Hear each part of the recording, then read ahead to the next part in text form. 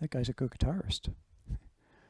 Hi folks, my name's Ken, and today I'm going to be talking to you about the most recently completed season of The Twilight Zone, the new one for 2019, which is headed up by Jordan Peele. And I'm going to be reviewing each episode. I'm going to be ranking them on a scale from 1 to 10. But there will be no spoilers or Easter eggs. If you want that, you can go to other websites or check out other videos. And the opinions expressed in this video are my own. So if you don't agree, that's up to you, okay? And I'll be also reading the synopsis of each episode from the IMDb website. So let's get started with episode 1, The Comedian. And the synopsis says, a stand-up comic incorporates details about people he knows into his routines, unaware that every joke results in someone being erased from existence. The stars are Kumail Nanjiani, Amara Karavi, Dara Kilpatrick, and Tracy Morgan. And I found that there was really good acting in this, especially Tracy Morgan, but I'll get back to him in a second. The only thing I found, though, was the episode was too long at 55 minutes, and it was kind of repetitious. I'd say it needs some editing, maybe 25 to 30 minutes tops. But Tracy Morgan's performance is just the right blend of enigmatic and slightly threatening. His performance, I'd say, was good enough for the original Twilight Zone series, and I'm not kidding about that. I think it was a really good performance, and I think he deserves some kind of Emmy nomination for this. Overall, my rating will be 6.5 out of 10. Now, Episode 2, Nightmare at 30,000 Feet. Obviously, this is a remake of the Nightmare at 20,000 Feet starring William Shatner. And the synopsis is, a journalist finds an MP3 player with a true crime podcast that details how the airplane he is currently on will disappear. And the two main stars are Adam Scott and Christy Montopoulos. I found it was a good story, mostly, except for the very end, which is darkly comic. And if you've seen this episode, you'll know what I mean. The very end of that, where he's on the beach. I won't say any more. This episode was 37 minutes, and I think it could have been edited down to maybe 30, 32 minutes. Overall, though, I give it a rating of 7 out of 10. Episode 3 is Replay. The synopsis, a woman sets out to prevent a racist state trooper from killing her son by using a camcorder with the power to turn back time. The three main stars are Sanaa Lathan, Damson Idris, and Glenn Fleshler.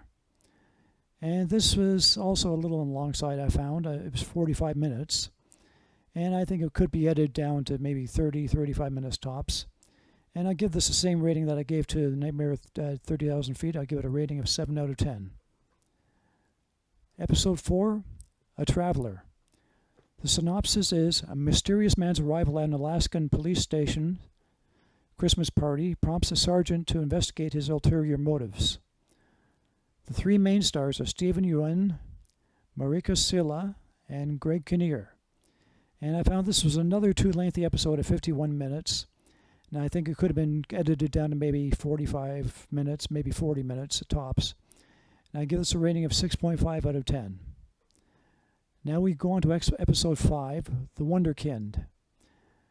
And the synopsis is, a down-and-out campaign manager gets a kid elected president of the United States. The two main stars are John Cho and Jacob Tremblay. Good acting from both, but I found the story to be a little bit on the silly side.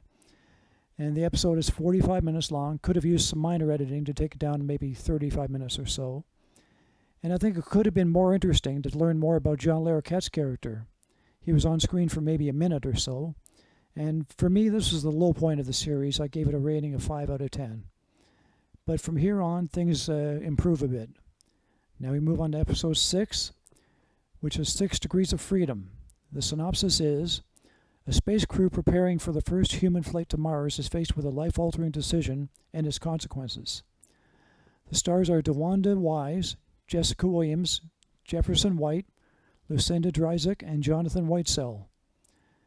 This was a very solid episode, but a little on the long side of 54 minutes. I think it could have been trimmed down by 10 minutes or so. But this one gets my highest rating so far. I gave it a rating of 8 out of 10. I thought this was a really good episode. Now we move on to episode 7, which is Not All Men. And the synopsis is, a meteor shower spreads infection across an entire town, affecting some of the inhabitants more than others. The two main actors are Tiesa Farmiga and Rhea Seahorn. This is 42 minutes, and once again, I think it could have been edited down a bit. Maybe it could go down to 35 minutes or so, I guess. I gave this a rating of 6 out of 10. Episode 8, Point of Origin. The synopsis is, a housewife discovers where she's really from when she's taken away from her family. The three main actors are Jennifer Goodwin, James Frain, and Toby Levins. And this is a bit of a change. This is 43 minutes, but I thought it could have been longer because I wanted to find out more about the characters and the story behind it. And overall, I give this a rating of 7 out of 10. Episode 9, The Blue Scorpion. I'm going to give this a really good rating. This is my highest rating so far, but let me tell you the synopsis. The emergence of an elusive gun leads an anthropology professor to his most personal project yet. The main actor, and I know there are other actors in this show, but the main actor is Chris O'Dowd, and he basically carries the story. This is a very good performance and story at 41 minutes, and I thought it could have been longer since it's such a compelling story. This is my highest rating so far. I give it a rating of 8.5 out of 10. Well worth a watch. Now we move on to the final episode of the season, Blurry Man. Really short synopsis. A writer is haunted by a mysterious figure. That's it. The three main actors are Zazie Beetz, Seth Rogen, and, believe it or not, Jordan Peele. Yes, he does some acting in this, instead of just doing the intros and the outros. And I thought this is a wonderful story, and in my opinion, it's the best episode of this season, far and away. It's suspenseful, compelling, and well told, and it's got a just right running time of 37 minutes, just perfect. Now let me talk to you about what the Twilight Zone does right. Now, I just mentioned Jordan Peele. His intros and outros are, solid in every episode. He has a similar presence to Rod Serling without imitating him. The acting is just right every episode. Nobody over or underacts. The tone is just right. And the cinematography is always well done in every episode, along with the lighting usage. The light and the shadow play are practically perfect, and at the very least, it's a good-looking show. But now we move on to the things that have to go, or the improvements that I would make. Okay, number one, gratuitous profanity. It has no place in Twilight Zone episodes.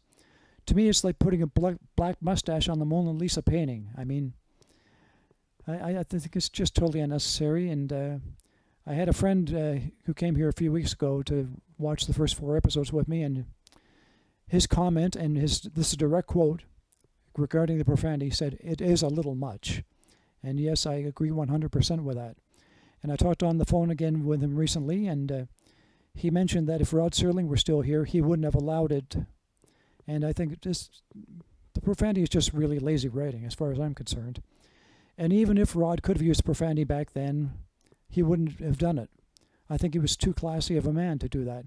He knew how to use words in eloquent, articulate ways. And listen, I know it's real. I realize it's CBS All Access and it's supposed to be edgy and adult, but it's not necessary. Rod and his writers like Richard Matheson and Charles Beaumont and others, they always talked up to the audience, not down. And I think an option would be to maybe do 2 versions of each episode, one with profanity and one without. Or maybe just move the show altogether to the main CBS network, make it an hour long, and have 2 or 3 stories in it. And I think that's one of the things that the mid-'80s reboot got just right with the short stories. They range from 10 to 15 minutes in length, and they probably got that from Rod's other anthology show, Night Gallery. There was no padding and no unnecessary scenes. And when I was planning this video, it was when the Wunderkind was released, so some of what I say may not be as relevant as later shows improved, but I'll still mention it. Stories need to be more compelling. There needs to be more sense of mystery to keep the viewers guessing and engaged. Don't telegraph what will happen in the episode. Example, episode 4, A Traveler. In the first 5 minutes, 2 characters see something that pretty much spells out what will happen in the episode. Another thing, the Twilight Zone wasn't always a dark, frightening, weird, or eerie experience with twist endings. There were episodes where characters would often be redeemed, come out being better people. There were often lighter stories like Hocus Pocus and Frisbee, Kick the Can, and many others. And I'd also like to mention a gentleman on YouTube by the name of Mark Secree.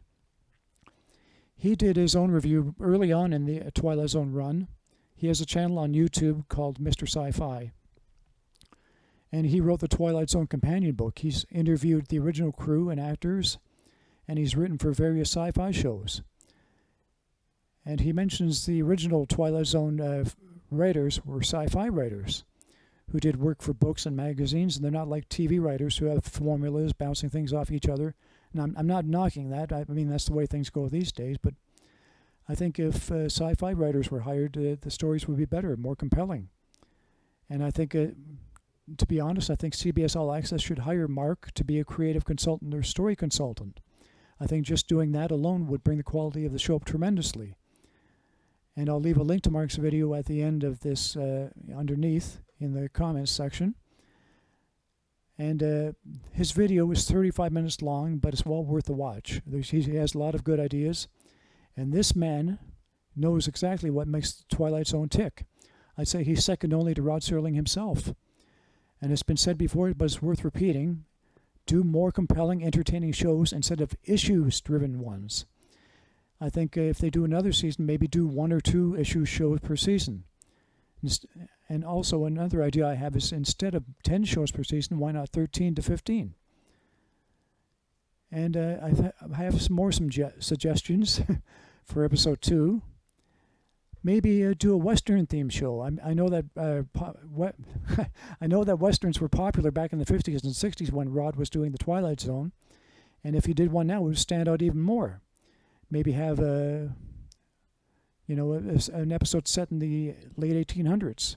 Maybe a time travel episode. Maybe a guy from the Old West goes to the modern day or vice versa. Or also maybe have a taxi or Uber driver enter the Twilight Zone. And anyway, those are my thoughts on this past season of the Twilight Zone. And I know I've been kind of serious about this, but I'd like to leave you with this one thought. How come some enterprising person out there hasn't started a chain of plumbing supply stores called the Toilet Zone? Bye.